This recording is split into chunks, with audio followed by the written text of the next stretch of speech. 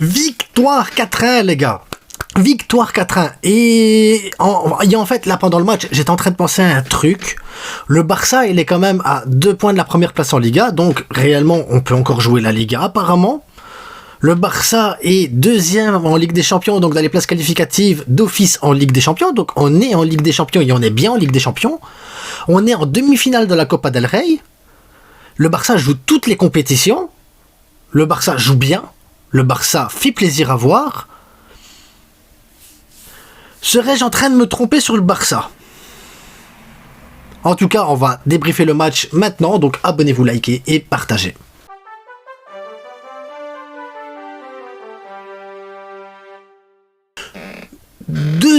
Juste 2 secondes, petite parenthèse 2 secondes, parce que là j'ai tous les Madrilènes qui vont arriver. Il y a penalty de Koundé. Rudiger fait ce genre d'intervention, Asensio ce genre d'intervention à tous les matchs, il n'y a pas penalty. Et d'ailleurs je râle pas là-dessus, parce que pour moi il n'y a pas penalty, même quand c'est Rudiger ou Asensio, donc venez pas m'emmerder, il n'y a pas penalty. Donc, point.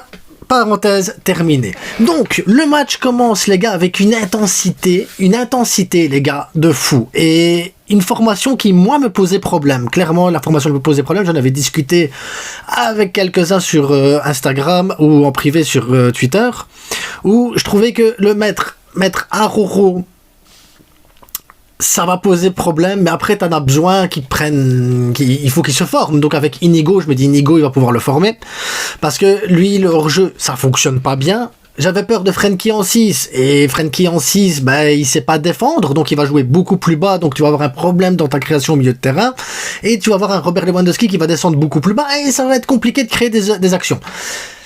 On met un premier but grâce à Robert Lewandowski, franchement, un but de renard de surface, ça fait du bien, et 45 secondes après, t'encaisses le but, parce que, le piège du hors-jeu, parce que le retour défensif de ton 6, il est dégueulasse, parce que ils te prennent dans ton dos, et après, effectivement, c'est compliqué. Juste après, ça devient compliqué, t'arrives pas à créer des occasions, t'arrives pas à sortir les ballons, t'arrives pas à faire quoi que ce soit. En plus, t'as un Gavi qui était dégueulasse aujourd'hui. Ouais, Gavi était dégueulasse aujourd'hui. Donc, ça rajoute encore dans le manque d'efficacité et de cohésion collective, parce que nous, on joue pas par des individualités, c'est beaucoup plus le collectif qui prime pour pouvoir réussir à faire des grands matchs, et c'était compliqué. Donc tu gardes la balle, ça reste neutre, ça reste compliqué, tu sais pas comment tu peux obtenir certaines occasions. Derrière, Séville a eu 2-3 belles occasions, Luque Bacchio, la reprise de volée, il y a eu Vargas, je pense, un autre truc, Romero aussi, donc tu sens que ces gars-là, ils sont en grande forme et qui peuvent te mettre en danger. Chesney, une sortie magistrale dans les pieds de, je sais plus, je pense que c'est Vargas ou Romero, il va dans les pieds, et vraiment bien, il sort la balle, il a fait 2-3 arrêts intéressants, la reprise de Luque Bacchio, pas évident parce que c'est à bout portant aussi, et tu sens que Chesney, il t'apporte quelque chose aussi, il faut le souligner, Chesney t'apporte quelque chose, mais tu termines la mi-temps, c'est 1-1, c'est compliqué, et Hansi Flick, une nouvelle fois, te fait des changements incroyables. Donc déjà, il y a la blessure d'Araujo en torse. Normalement, ça devrait durer 3 semaines, 1 mois. Et ça me fait mal de le dire, mais je me dis, est-ce que c'est pas une bonne chose qu'on puisse garder notre charnière Inigo Cubarsí et qu'on s'emmerde pas? Parce que, Inigo Cubarsí, on l'a vu. Deuxième mi-temps, Fermín López met un but. On va parler 2 secondes de Pedri après. Fermín López met le but. Premier toucher de balle, la tête, but. 1 minute après, ils vont marquer un but de Séville, annulé pour hors-jeu. La même phase, la même action qu'en première mi-temps, la différence, Araujo. Dans une phase, il n'y a pas d'hors-jeu, dans l'autre phase, il y a hors-jeu. Donc le piège du hors-jeu, pour le faire, il faut un quick-foot, les gars. T'as pas le choix, t'as besoin d'un quick-football.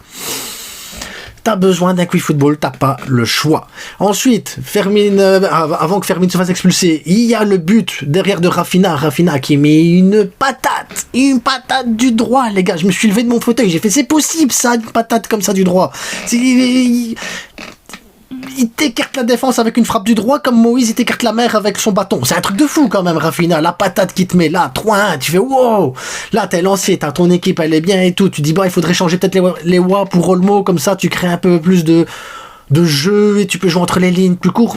Dans ma tête, c'était ça, et peut-être rentrer Garcia ou Casado à la place de Frenkie, parce que là, t'auras besoin de défendre un petit peu plus. Finalement, Fermín, rouge.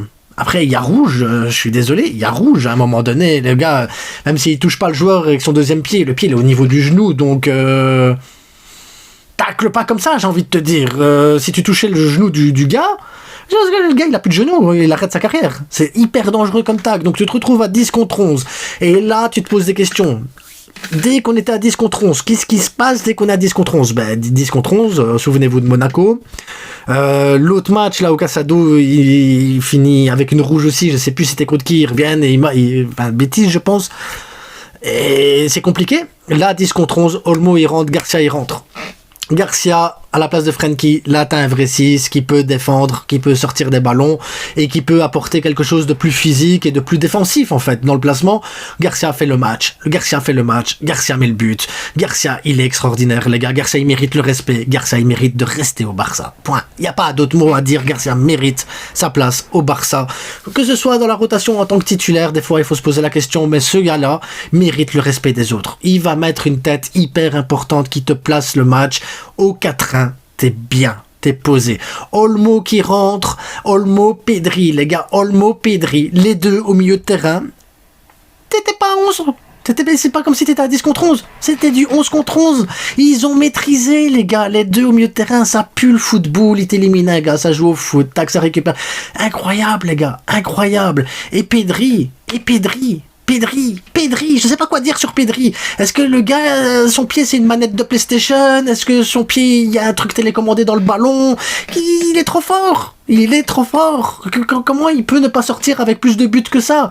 Parce qu'il te met première mi-temps, je crois que c'est en première mi-temps, il te met un centre au deuxième poteau pour Lamine Yamal, reprise de volée, reprise par le gardien, je pense. Puis il y a eu la même en deuxième mi-temps, là, Lamine Yamal, il croque sa frappe. Et là, il met le centre sur la tête de Fermín Lopez, mais elle tombe. Fermín, il a plus qu'à la mettre. C'est trop facile, en fait, pour Pedri. Le foot, c'est trop facile. Le pire, c'est que Pedri, je me dis, tire, il fait le centre. Je vois le goal, je fais, non, c'est bon, Pedri. Mais Pedri, il est trop fort. Pedri, on va faire une vidéo sur Pedri à un moment donné parce que Pedri, il est trop fort. Pedri, il est trop fort. Il est trop fort, je sais pas quoi vous dire les gars. Donc le Barça revient à, si je dis pas de conneries, à 2 points de la première place, à 1 point de la deuxième place. On doit encore jouer Atlético, on doit encore jouer le Real Madrid. Donc tout est possible dans le meilleur du monde si tout va bien, si voilà, je dirais pas le mot, mais si tout va bien. Ligue des Champions, on y est encore. Copa del Rey, on y est encore. Donc un Barça finalement qui se retrouve dans toutes les compétitions. Donc un Barça qui peut encore perdre aussi toutes les compétitions les gars. Donc ça veut dire que la tension elle est au maximum. La pression elle est au maximum et qu'on a besoin de tout l'effectif. On a besoin d'avoir vraiment un effectif cohérent. Donc Gavi, il faut qu'il se réveille parce que Gavi, on va avoir besoin de lui. Le Gavi à 100% est hyper important. Et là, aujourd'hui, c'était pas ça. Tu dois avoir un Baldé qui continue à progresser parce que Baldé, l'air de rien, première mi-temps, il a réessayé une passe comme il a fait pour Ferran, là, pour Rafinha. Donc ça veut dire que Baldé commence à prendre de plus en plus de risques dans ses passes, dans son jeu et tout. C'est bon. Et derrière Koundé, il fait son match. La reprise de volée, dommage parce que la petite aile de pigeon de Lamine Yamal, magnifique, la petite aile de pigeon pour Koundé. Lamine Yamal aujourd'hui il s'est amusé, il a dribblé, il a essayé une fois ou deux, un peu trop perçu, mais ça va, c'est bon, il essaye, il déstabilise, il attire des gens, tu voyais, il y avait une couverture de 2 personnes sur Lamine Yamal, donc c'est compliqué aussi, mais tu dois souligner le combat collectif de tous les joueurs, l'agressivité qui était bonne, tu dois signaler que le piège du hors-jeu, ça fonctionne, que offensivement, tu te crées des occasions, que tu arrives à tenir un match à 10 contre 11, que mentalement, tu es prêt pour faire pas mal de choses, donc un Barça qui fait du bien, les gars, un Barça qui donne du plaisir, et ça fait du bien. Tu prends un plaisir de dingue sur les matchs du Barça. Et ça, c'est important, les gars.